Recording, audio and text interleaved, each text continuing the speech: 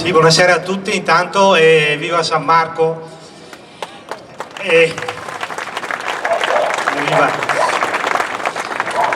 Grazie agli amici di Raise Venete, Alberto Montaniere e a tutti voi altri che si qua in sta serata calda, che si qua per ribadire il nostro diritto a essere veneti, a riconoscersi nella nostra bandiera. Scomizio con un passo della poesia di un poeta catalano che mi ha sempre colpito molto e che mi è venuto in mente proprio in questi giorni con la polemica che sta soprattutto sul quotidiano veronese L'Arena. Questo poeta si chiama Raymond Sanchis e scrive, è un poeta del secolo scorso, e su una poesia piuttosto importante, impegnativa, che è un passo che per conto mio vale di più di tanti altri discorsi. Il poeta catalano dice: ti rendi conto, amico, da molti anni ormai ci nascondono la nostra storia, dicono che noi non ne abbiamo, che la nostra storia è la loro storia. Ti rendi conto, amico?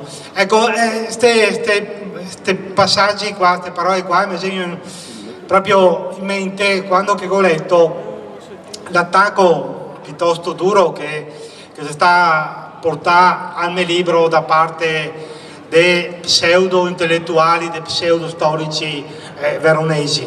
Perché il problema è proprio questo, che loro non gli ammetta che i veneti hanno una sua storia. Lui dice: la nostra storia è la loro storia.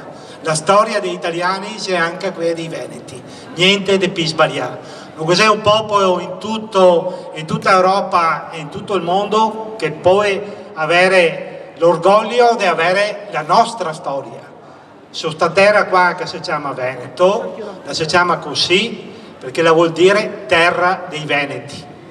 E i veneti si arriva qua al manco 3200 anni fa, al manco dal 1200 avanti Cristo, secondo alcuni storici anche prima, ma cerchiamo di essere equilibrati e moderati e partiamo dal 1200 avanti Cristo. Così 3200 anni che sta terra qua, la terra dei veneti, si sta plasmando, perché questo nella terra più bella del mondo, questa non è opera di Gesù bambino o dello Spirito Santo, la gesta plasma è fatta così da intere generazioni di veneti.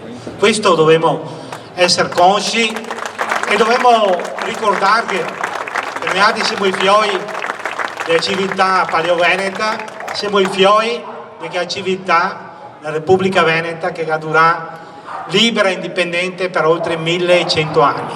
È questo che la Join Italia e qualche collaborazionista veneto, perché forse i principali nemici nostri sono proprio certi veneti, ma io che avevo anche forse, sono proprio certi veneti collaborazionisti e allineati che sono i principali nemici dei veneti.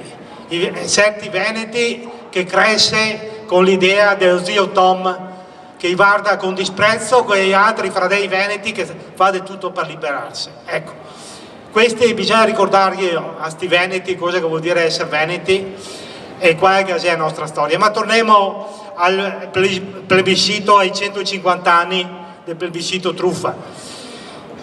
Vediamo in maniera molto schematica perché tanti di voi altri lo conoscono, ma è sempre bene, anche se fosse una persona sola o che non avrà sentito o che sa solo la storia che legge sui libri della scuola italiana, ripeterlo. Siamo nel 1866 e già questo va sottolineato, perché sono 5 anni che è nata l'Italia, ma l'Italia nasce nel 1861 e i veneti non che sei. Quindi ricordiamoci che tutte le puttanate che ha detto nel 2011 non va per il Veneto, quando che per fare i 150 anni ha speso milioni e milioni di euro, ma l'hanno che sta indagini della magistratura e indagini della Corte dei Conti. La sta spesi vagonà di skei per far credere che l'Italia fosse nata nel 1861. L'Italia è nata nel 1861, ma non nel nostro nome. I Veneti non c'era nel 1861, ricordiamoci ben questo. E ora nel 1866 l'Italia è nata da 5 anni e i Savoia dichiara guerra all'Austria dopo aver fatto l'alleanza con la Prussia. Dichiara guerra all'Austria per liberare, dice Luri, qui che sventola il tricolore, per liberare il Veneto, il Friuli e la provincia di Mantova, che non faceva ancora parte dell'Italia. Quindi fa un trattato anti-austriaco. Si arriva subito alla prima guerra, combattuta ancora una volta qua a casa nostra a Custoza nel maggio del 24 maggio 1866. L'Italia è schiacciante, una superiorità schiacciante sia per uomini che per mezzi, ma come al solito la rivalità, le gelosie e di tutto di più dell'esercito fa sì che perde subito a Custoza. Perde subito a Custoza, però la guerra va a favore di Savoia, perché a Sadowa il 3 luglio l'esercito prussiano sbaraglia letteralmente l'esercito austriaco. La Prussia arriva praticamente alle porte di Vienna e a quel punto Vienna domanda l'armistizio. E Savoia non dà l'armistizio perché dice siamo appena sta per terra e quindi tenta la rivincita per mare. Si arriva quindi al 20 luglio 1866 e affronta con grande sicurezza quella che c'era la marina austro-veneta, che è storici, che chiama così, quella marina che fino al 1848 si chiamava Imperial Regia Veneta Marina. Questo ricordate, fino al 48 la marina di Asburgo si chiamava Imperial Regia Veneta Marina. E il Veneto continuava ad essere la lingua di bordo perché i veneti, istriani e dalmati, c'era oltre la maggioranza dei marinai che ha combattuto a Lissa.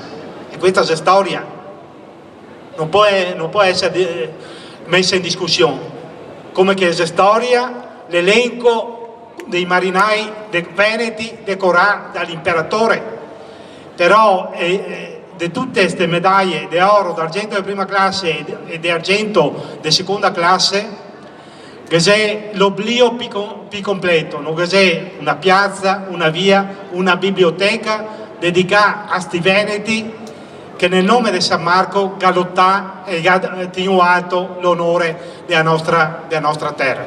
Comunque a Lissa che appunto quando l'ammiraglio Persano che ha visto la marina austro-veneta venire avanti, che ha detto c'è qua i pescatori, è stata l'ultima battuta della sua carriera di uomo del mare, perché i pescatori però con dentro una grande determinazione, con dentro lo spirito della marina, della Serenissima, che ha sconfitto e pesantemente la marina italiana, che già era nettamente superiore sia per uomini che per mezzi.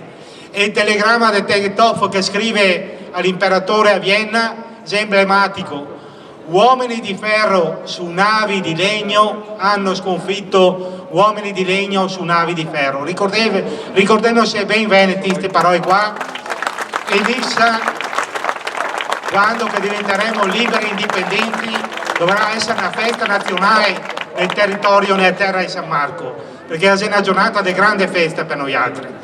Comunque dopo essere stati sconfitti anche a Lissa si arriva alla scaramuccia di Bezzecca, solo la retorica patriottarda nazionale tricolore che pretende di presentarla come una gran vittoria. Sta poco più che una scaramuccia, e domandai agli amici trentini. E così si arriva all'armistizio, al trattato di pace. Si arriva, ricordiamoci bene, al trattato internazionale firmato a Vienna il 3 ottobre 1866. Nel trattato di pace, che si è riprodotto ormai dappertutto e lo trovai con una certa facilità, si dice sotto riserva del consenso delle popolazioni debitamente consultate. Questo è il trafiletto fondamentale. Ripeto, il trattato di pace firmato dall'Italia, dai Savoia e dall'Austria parla proprio di questo, che il Veneto in un primo momento viene passato alla Francia affinché, e la Francia è garante, passa eventualmente ai Savoia, aperte le virgolette, sotto la riserva del consenso delle popolazioni debitamente consultate. In questo momento qua c'è un trattato internazionale che riconosce al Veneto quello che al di un corso si chiama diritto di autodeterminazione. C'è i Veneti che ha da decidere del suo futuro. La Francia ha da svolgere il ruolo che svolge ai nostri giorni l'ONU e i caschi blu. Quando c'è un territorio conteso, arriva i caschi blu che organizza le elezioni.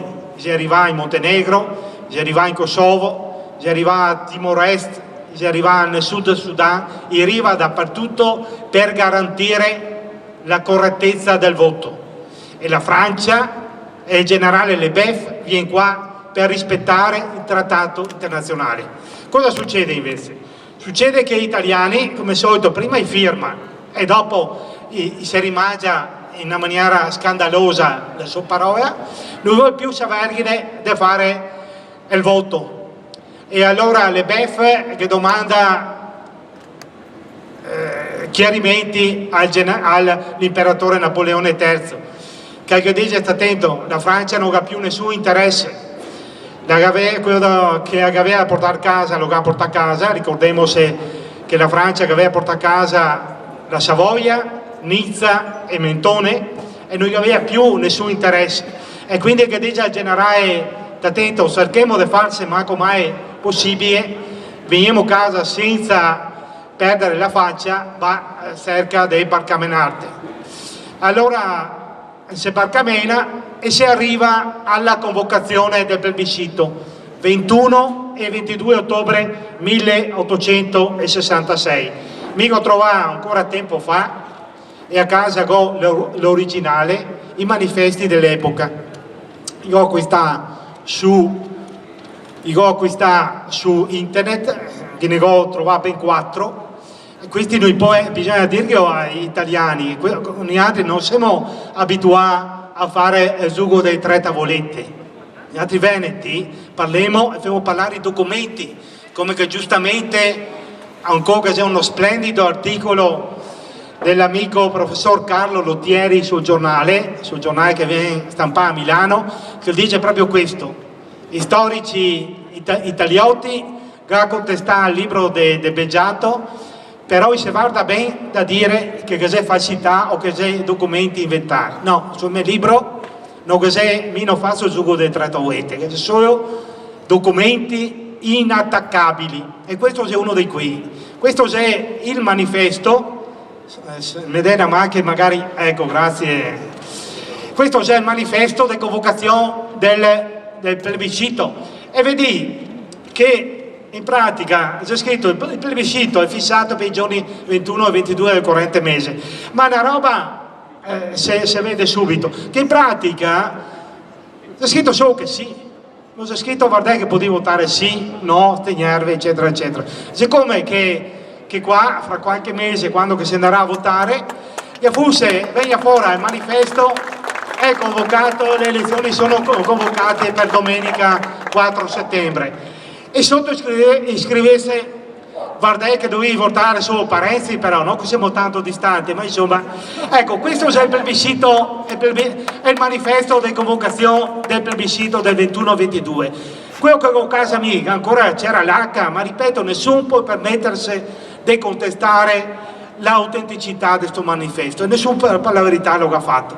Cosa succede? Che il plebiscito viene sì convocato per il 21 e 22, che già domenica e lunedì, ma 2 giorni prima, mi lascio passare tutto quello che è successo nel frattempo, lo zi nel libro, anche perché se vi conto tutto a parte che femo le 2 notte, ma dopo non compri più il libro, quindi invece bisogna che... quindi salto qualche passaggio. 2 giorni prima, il venerdì 19 ottobre alla mattina, si trova il generale Leboeuf, i 3 plenipotenziari e le chiamà da italiani di Savoia, e il generale Taon di Ravel, plenipotenziario di Savoia, e così su una oscura camera dell'Hotel d'Europa il Veneto parò e viene passato direttamente in Savoia. Qualcuno, mi vedo l'espressione di qualcuno che dirà: ma sto qua, se devo contarmi le storie oppure documenti, non c'è trucco e non c'è inganno, perché mi prima trovo sull'archivio, questo è l'archivio comunale di Pordenone, anche questo se qualcuno non si fida va all'archivio. Saluta Leon che è in piazza a Pordenone, che è una bellissima città veneta, veneta friulana, scusate. E cosa c'è scritto? Il commissario del re per la provincia di Udine ha ricevuto il seguente dispaccio telegrafico: Venezia, 19 ottobre 1866, ore 10:20 antimeridiane. Cessione della Venezia compiuta. La bandiera reale italiana sventola dalle antenne di piazza San Marco, le truppe italiane entrano fra mezzo popolazione esultante, gioia spinta quasi al delirio, naturalmente, firmata dal generale Revel. Questa è la prova provata, 19 ottobre, che 2 giorni prima il Veneto era già sta passando, era già sta svenduto a Savoia. Ma non solo, se voi altri non vi fidate, e avete ragione di non fidarvi, quando che stasera andate a casa o anche dopo ascoltate gli amici che vanno a parlarvi, ma finché vi sorbina bea birra, voi altri andate nel vostro tablet, andate su Google e scrivi Gazzetta Ufficiale del 19 ottobre 1866 e su Google vi viene fuori la Gazzetta Ufficiale del Regno, nel quale viene riportata pari le parole che vi ho appena letto. Ecco, questi ha la strafotenza di scrivere sulla Gazzetta Ufficiale la truffa immonda che si sta fatta nei confronti di Veneti, perché è scritto sulla Gazzetta Ufficiale italiana, Gazzetta Ufficiale del Regno, stampata a Firenze il 19 ottobre 1866, che la cessione del Veneto è compiuta, punto. Gazzetta Ufficiale. Quindi i Veneti va a votare il 21 e 22 ottobre, quando che tutto già sta deciso. Questo e mi contesta perché nel libro ho sentito la grande truffa, ma come si può chiamare una roba del genere? Un popolo che viene chiamato a votare quando tutto già sta deciso. Non parliamo, perché ripeto, si faria notte, di come che si sta, nonostante questo, svolto il voto, altri che controlli internazionali, altro che segretezza del voto, altro che sotto consenso delle popolazioni debitamente consultate. Schede di colore diverso, con l'obbligo di chi che va a depositare la scheda nell'urna di dichiarare il proprio nome. Ecco che allora trovai in giro a Palazzo Ducale a Venezia, ma basta andare qua a pochi chilometri a Bassano, le lapidi che parla del 99,99% di voti a favore, una truffa, perché vi dice anche un Boccia che ha fatto un esame a statistica a Padova che è impossibile che su quasi 700.000 voti che sia il 99,99%. Secondo i dati citati italiani, e che c'è la lapide in piazza Bassano, su tutta Bassano che sta zero voti contrari, tutti patrioti a Bassano. Ecco, questo è la truffa. Allora il Veneto basta che torni a casa con questa idea qua: i veneti va a votare nonostante un trattato internazionale, quando che tutto già sta deciso. E chiudo, perché sono anche massa lungo, e sarebbe importante versare tutta un'altra pagina, perché nessuno vi dice che se arriva italiani e se partiti veneti, arriva italiani e ne porta una situazione di fame, miseria e disperazione come mai nella nostra storia.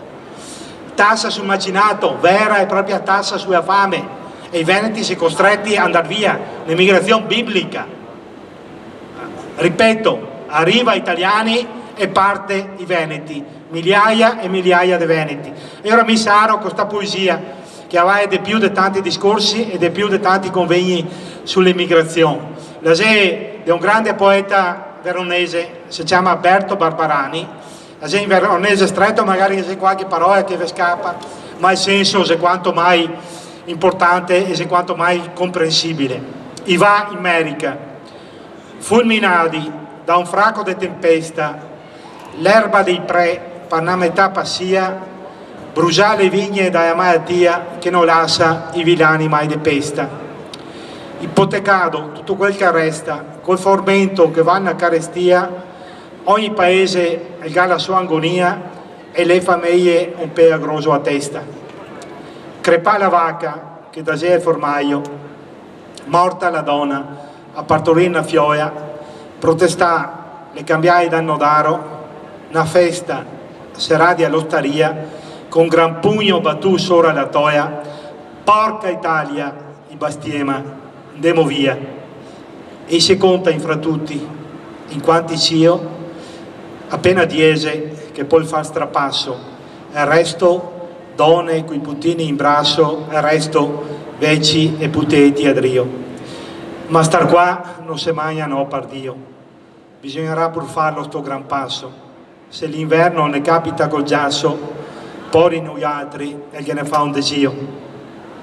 Trento l'ottobre, carghi de fagotti, dopo aver detto male di tutti i fiori, dopo aver fusilato 3-4 gotti, con la testa sballottata, imbriagata, e si dà due strucconi tra di loro e tontonando i ciappa sulla strada. Grande, grandissimo Berto Barbarani. Ho finito, vi ringrazio per l'attenzione, viva San Marco! Bene, grazie Ettore.